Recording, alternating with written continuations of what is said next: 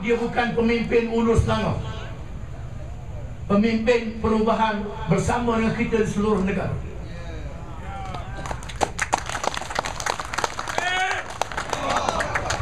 Kita mahu pengundi Ulu Selangor menangkan Datuk Zahid Ibrahim.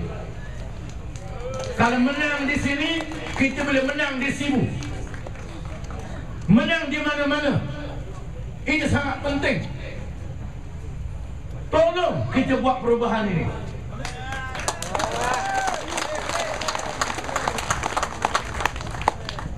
Kita nak pilih ahli parlimen yang ada ketokohan. Dia bekas menteri di Jabatan Perdana Menteri. Kita semua tahu dalam UMNO nak jadi ketua bahagian pun susah, kena rasuah. Ini jadi menteri, dia letak jawatan kerana tak setuju dengan dasar-dasar kerajaan.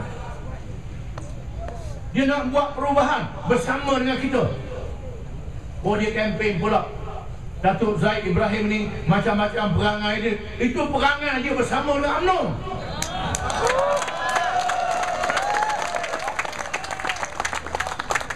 Dia bersama dengan kami. Nak buat perubahan, mesti ubah perangai. Yang bersama dengan kami tak ubah perangai, lompat pergi sana.